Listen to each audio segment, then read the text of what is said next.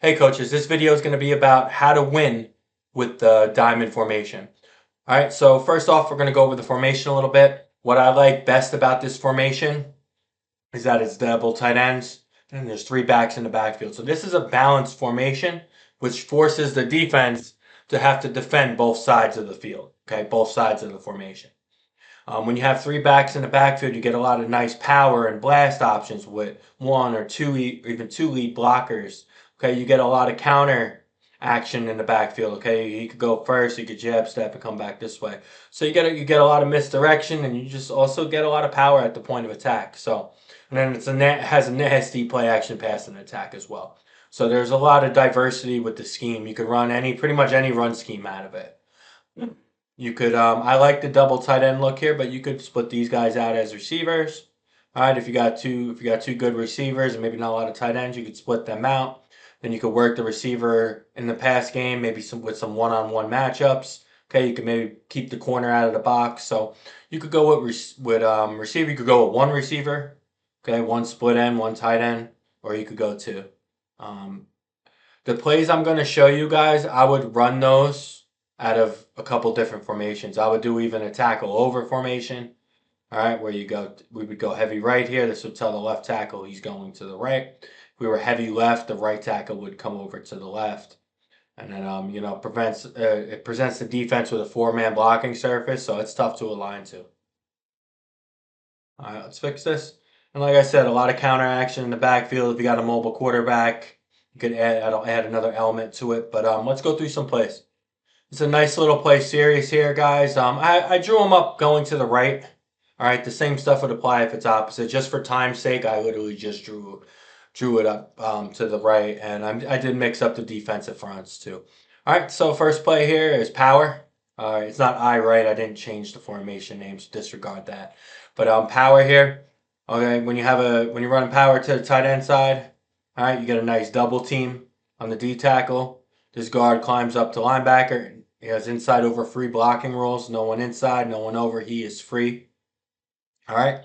Um, the right tackle and tight end are automatic double team on this tackle. We're not going to combo off and work to linebackers. We're going to stay on this double team and get this kid. If we can't get him pushed vertically and he's shooting a gap, we'll just wash him down then. Center's going to step play side, seal off the play side, base this nose. Guard's going to pull wrap for this linebacker.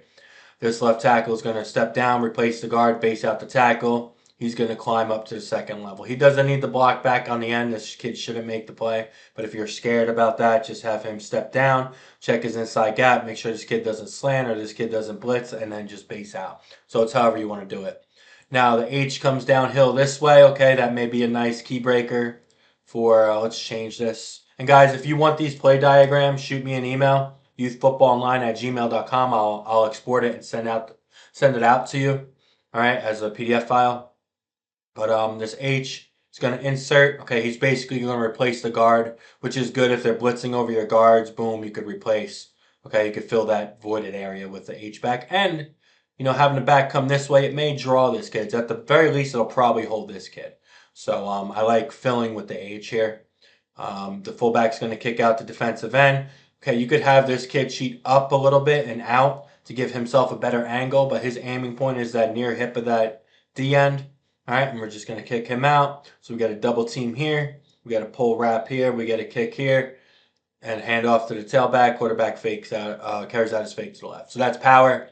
Simple way of running it, traditional way of running it. You don't have to pull this backside guard if you don't want.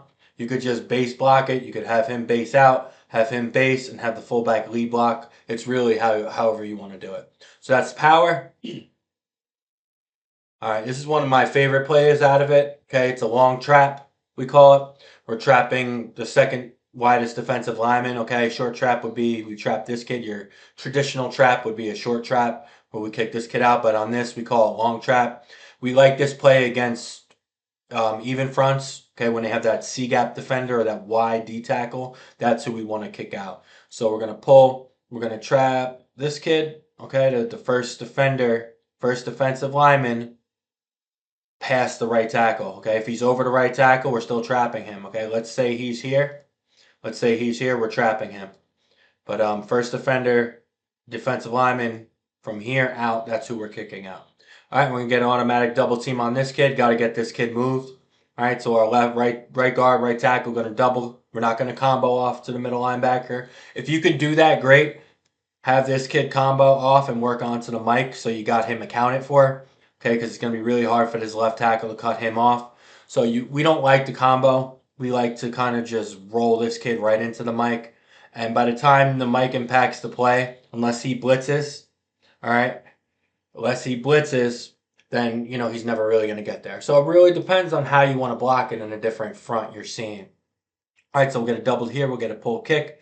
Again, you could combo off. You could have this right tackle chip and then just work onto the mic, or you have the right guard come underneath, chip, come underneath and get to the mic. So it's really how you want to handle him. Another great way to handle him too would be to have this tailback go opposite.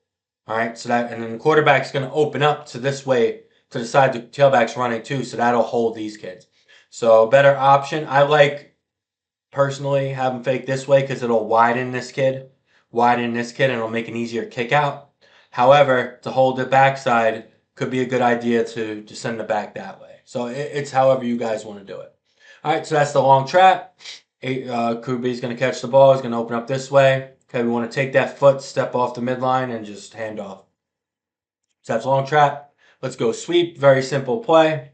I do like sweep from our spread look where we spread our tight ends out. They're kind of as receivers. We'll split them out to about here, and then we'll crack down because we've got a better angle there.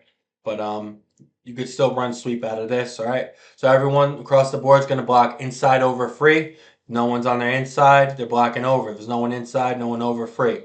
So right here we got an inside call. So we're going to block down. If the center has double A-gap defenders, we're always blocking the backside A-gap defender. So this guard's free to climb.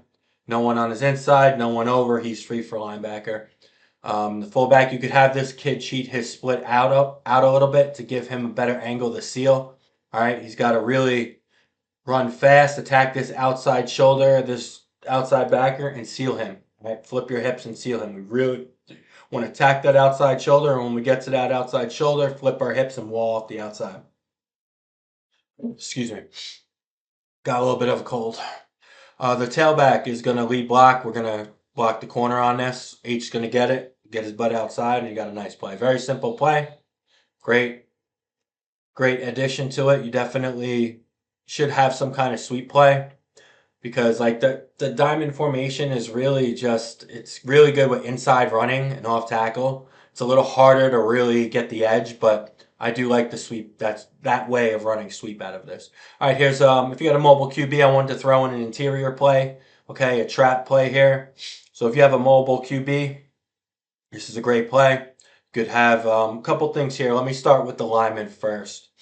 Now we're gonna pull. We're gonna trap the first defender past the center. All right, if he was even on the inside shoulder, on the outside shoulder of the center, he would still kick him out. So you need a nice tight pull path. Aiming point is the inside hit. We're going to trap him. Center's blocking back. Right tackle's climbing a linebacker. Tight end's just going to step down and base. Left tackle is going to step down and base. Our left guard, make sure he doesn't touch the kick out. We don't want to hit him in. We don't want to hit him at all. Dip and rip under and try to get to this inside linebacker. Tailback could go away. Again, you could fake it to any side you want. You could have the tailback fake this way. It's whatever you want to do. Now, this play hits fast, or at least you want it to hit fast. So you have two ways of doing it. All right, you could have the H-back fake here. It doesn't hit as fast. All right, so you do need to hold these blocks a little bit longer. But yes, you could have this kid just fake this way and have the QB catch it and just get right downhill. Fullback's going to insert, replace the right guard. You could have this kid insert as well. You could have him fake out. Maybe that pulls this kid wider, makes an easier trap. So it's however you want to do it. A lot of ways to skin a cat, right? Counter, here's a really nasty play. Love the counter. A lot going on here. Like I said in the beginning, the great thing about the diamond formation is that you get a lot of kind of crazy backfield action going here. So we're going to run counter. Let's start with the play side blocking. Left guard's going inside over free. So he's going to backer. We're going to get an automatic double team on a defensive tackle. If this was a 4-4, okay, like we're showing against trap, we would double this kid with the left tackle and tight end. All right, if they're a 4-4. All right, so we get an automatic double team there. Here's a coaching tip.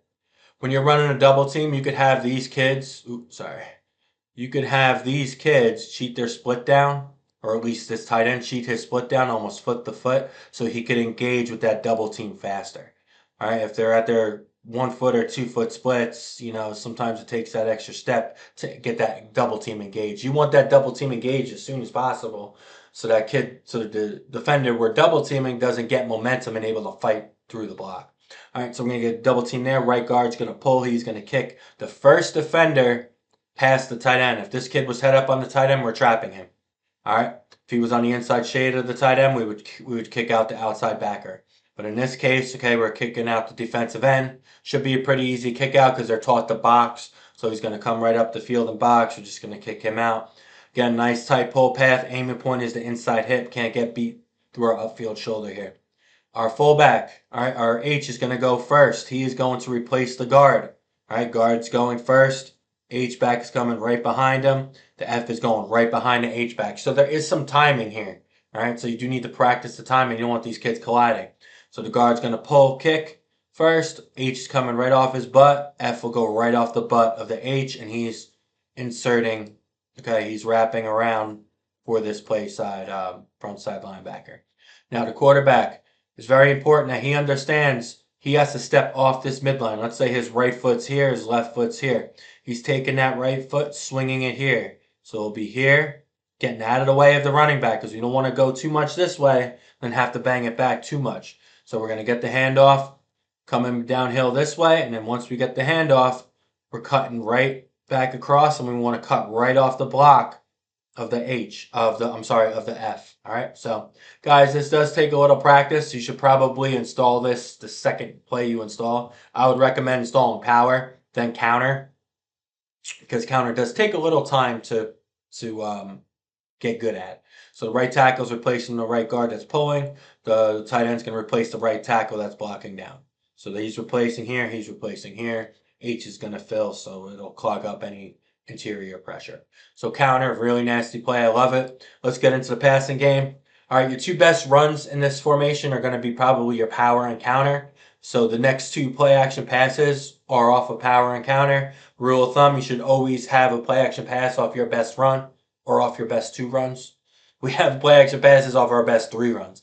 But I'm going to show you power pass, and then I think it's counter pass, right? Yep, counter pass. All right, so let's go power pass first. All right, so the H is going to replace the tight end. This tight end is going to run a backside post. The tailback's going to fake handoff. Need a great fake here. He's going to replace the tight end. Tight end's going to stem for 8 yards, go to the corner. Stem for 8 yards, go to the post. And the fullback, it looks like he's on his kick-out path, right? It looks like power. The first couple steps looks like power. The only thing that doesn't look like power is his backside guard pulling. So from the front side, it looks like power. So he's on that kind of kick-out path, and then he continues in the flat. So this is really good against man coverage. It's also good against zone because you got a high-low here. If it's cover 3, he'll bail back. You'll probably have the flat. If it's cover 2, you could have this. You're attacking this safety here. Let's pretend they had another safety here. You're attacking this safety. If he sits here, you could hit this kid. So really, it's really good against any coverage, guys. But you're going to see man-to-man most of the time. So technically, this outside backer should have him, or maybe the corner has him. So really, I don't know how every team structures their man, but a lot of times he's going to come up for run. His eyes will be in the backfield. This tight end will be open. So our read's going to be corner, flat to backside. Now, after you run this once or twice, maybe the safety creeps over, or they don't have a safety. You could very well hit this kid. And I didn't draw up a play, but guys, you could have tight end quick pop out of this. I'll just do it while I'm here. If you know you're getting pressure, If you know you're getting pressure, okay, you could check to a tight end quick pop, boom. Just have the tight end 3 hard steps upfield, flip his head around, replace the blitzer, kind of where that blitzer was, boom, that's where we go because that'll be the open space. So you can have a double tight end quick pop too. It's whatever you want to do. Oh, pass blocking rules. Inside over. for all these kids. If we get double A gaps, center works back side A gap first. Then if we're good there, he'll work to the front side A gap and help. All right, counter pass. So basically, we're acting like we're running counter. We're faking. QB's catching. He's faking to the H first. H is going to sell the fake, replace the tight end. And then he's going to fake to the F. All right, he's going to replace the backside tight end. All right, you don't want your quarterback to get too caught up in doing this because maybe the back hits his hand and it drops the ball, or it's just going to mess up his feet. So just have the quarterback hold the ball tight. Just turn to the H, then turn to the F. 1, 2, 3. We're looking high to low here. This is great against man. If you got a good tight end, you can just outrun these kids. It's great against zone because you have a high low here. You got pretty much it's flooding one area of the field. You got a vertical, mid, and an underneath. So, you could work the ladder here. You could work high to low, but a lot of times this tight end will be open, especially if you ran power pass first. All right.